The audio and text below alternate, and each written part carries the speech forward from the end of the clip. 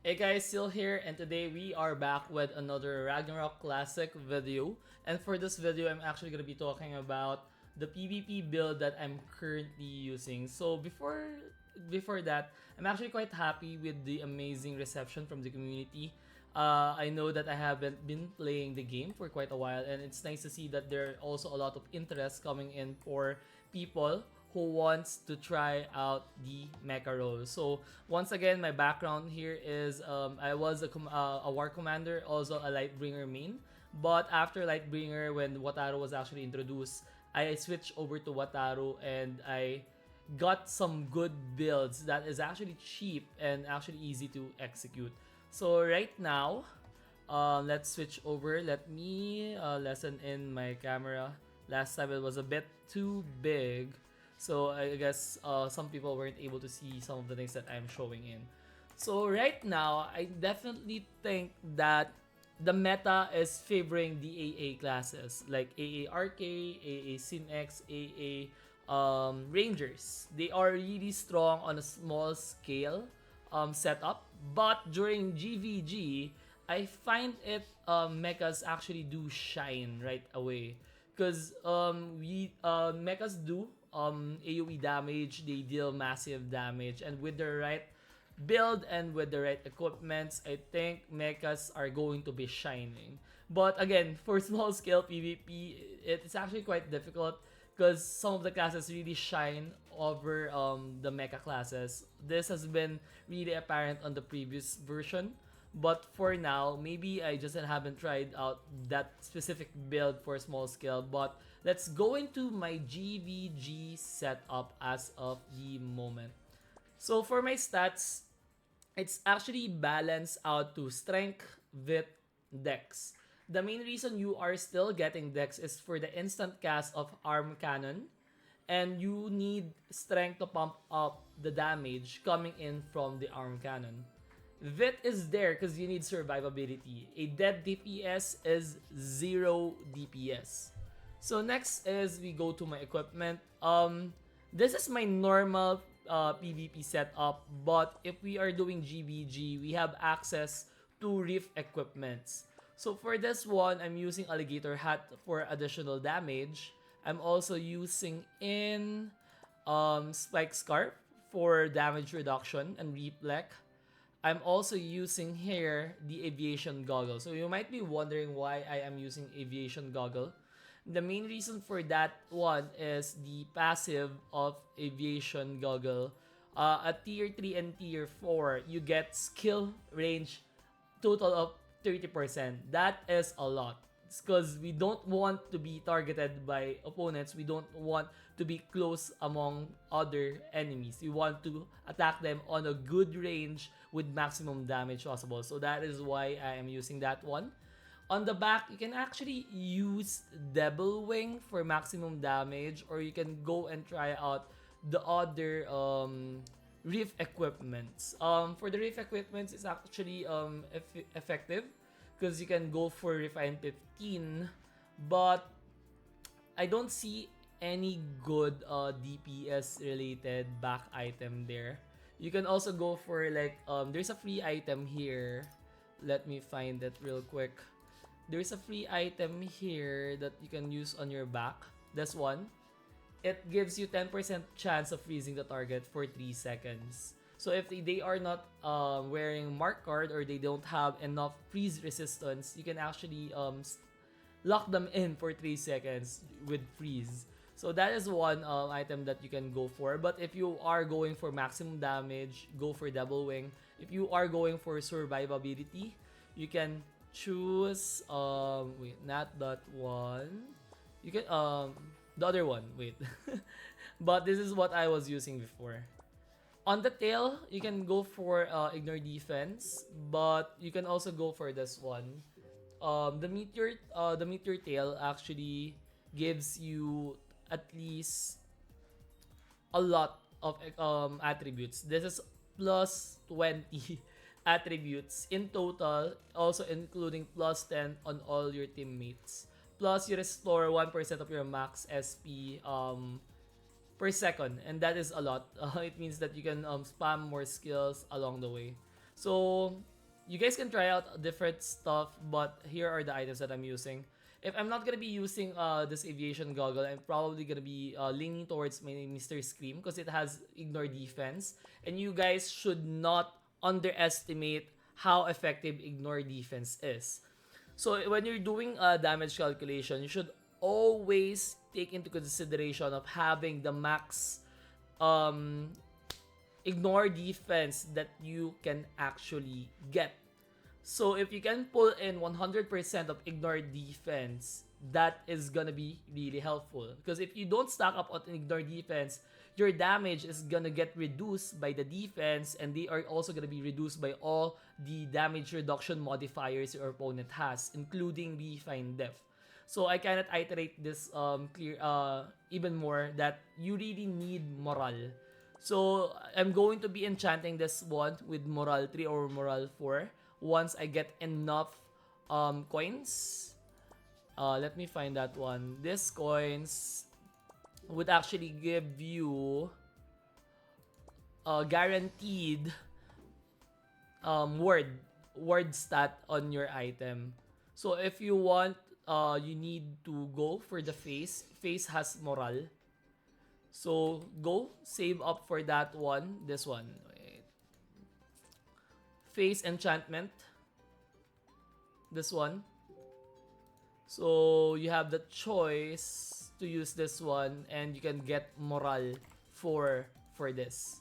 100% ignore defense is gonna be the minimum that you would really aim for. It's always gonna be with the minimum, but if you can go higher than 100%, that would be good. But as we all know, for this server, it's actually difficult to go more than 100%.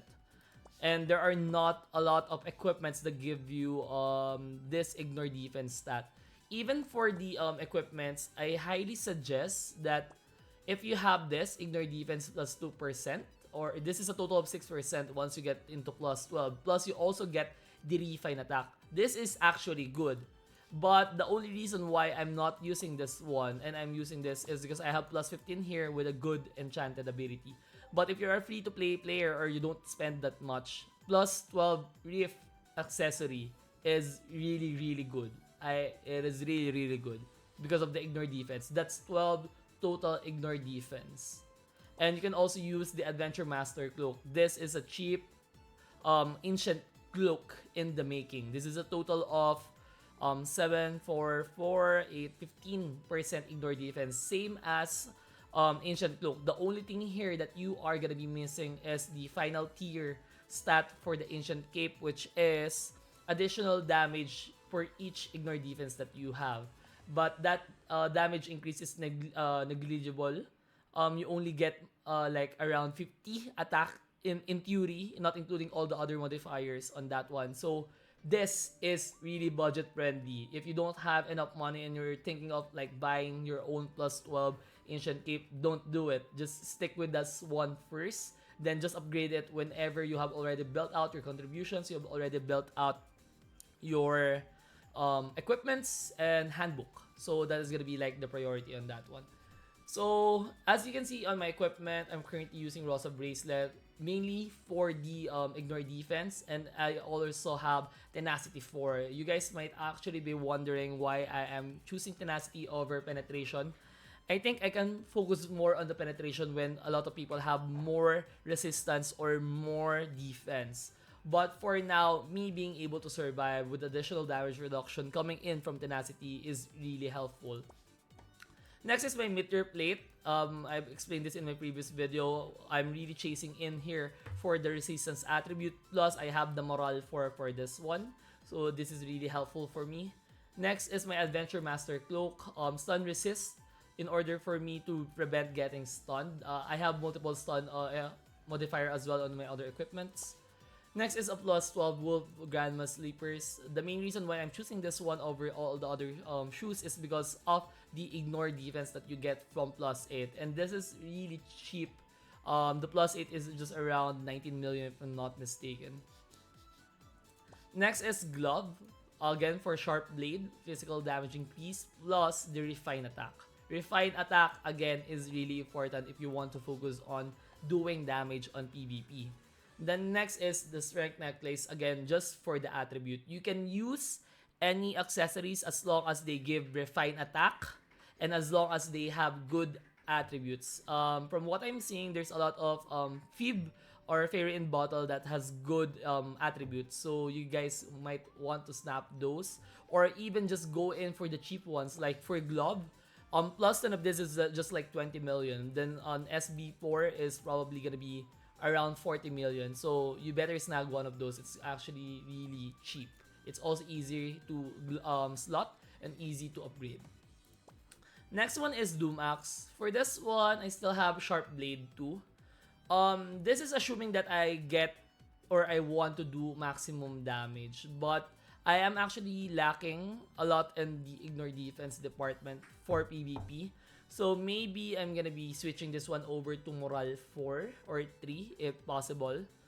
And I have Prionis Star and Metal Pouring card. Eventually, I'm gonna be changing this one to another Prionis Star. But for now, this is the path that I want to take. Then next are the Reef equipments. I've already explained the following. Since we are already not, we're still not on the max job level, we have limited of skills that we can go through.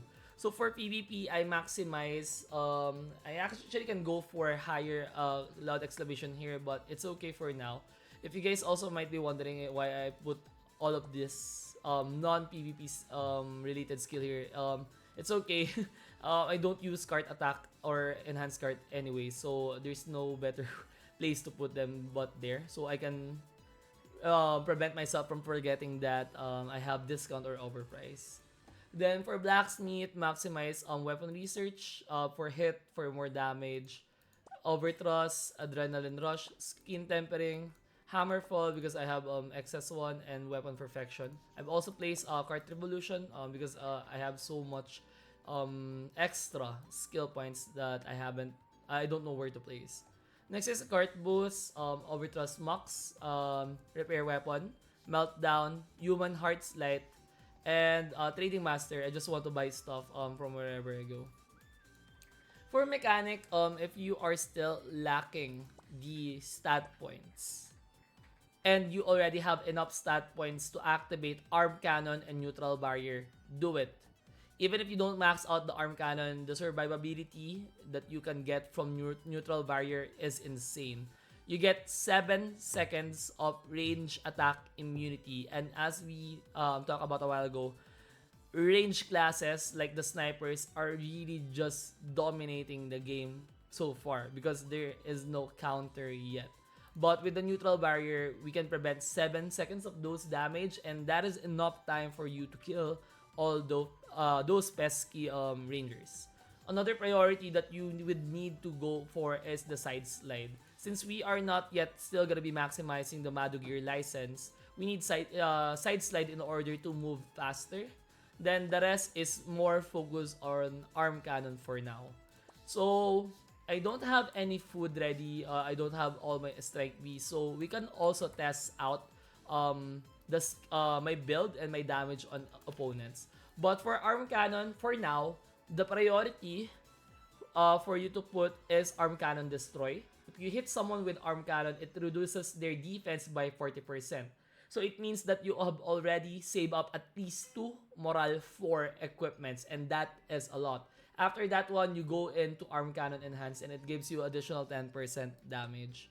So I can go to PvP to showcase the damage that I have, but there are a lot of strong people right now on PvP. So let's see if I'm gonna be performing well. But against a sniper or a rogue with a bow, I think I'm gonna be performing quite well because they cannot hit me. But again, mechanics are still weak against anyone who has Kairi, anyone who deals like AA damage melee. So I'm getting hammered here by the Paladin, and so far I'm dealing that damage. 43k damage, 46k damage on a Paladin, and I think he doesn't want any hit from me. But now I can go away from this Paladin and just find a squishy target for now. So yeah, I'm not sure if that's even a rogue or what, but yeah, let's not go against that guy. So here's the gameplay that you need. You don't want to fight against Paladins. It's actually difficult to fight against Paladins unless you have knuckle boost, but I don't have knuckle boost yet on this equipment. And since I have Ghost Ring and Orc Baby, I can actually absorb much damage coming in from this Shura. And you can see I can almost kill him. I think if he just uses his Skyrie, it's actually gonna be easier for him. But for some reason, he doesn't use that, and I was able to kill him. Another opponent that you don't want to fight are priests and sorcerers. They can just dispel you, or even genetics, they can just put casting on your arm cannon. If you are fighting against alchemists, you can go for knuckle boost build instead. But on a GVG situation, I'm always gonna be targeting for AoE rather than a single targets. But Knuckle Boost, if you have enough skill points, is really strong, especially if you have the fire equipment, since you have the Doom Axe on. So as you can see, my damage is, it's actually fluctuating. It's ranging around 20k to 100k, depending on the target. The highest that I get from PvP with the foods and all was around 150k per arm cannon. So I think that's still good. I still need to work on my handbook. So because even though I have like the best enhancements already, given that my handbook is quite low, there's nothing much to modify from, right? So another aspect that you need to really focus is focus in your handbook. You can get decent damage from plus 10s. You don't need to push for plus 15s right away, because not everyone has plus 15s anyways, especially on small scale PvP. So that is something that you can consider. And yeah, I think that's about it. I think we have covered most of the things that we are supposed to tackle on my PvP build. So next time that I'm gonna be sharing is my PvE build, the one that I used to hunt MVPs on. And yeah, see you on the next one. If you like this video, please subscribe to my channel and leave a comment on which specific guide on Mecha you want next. Alright guys, still here, and GG's!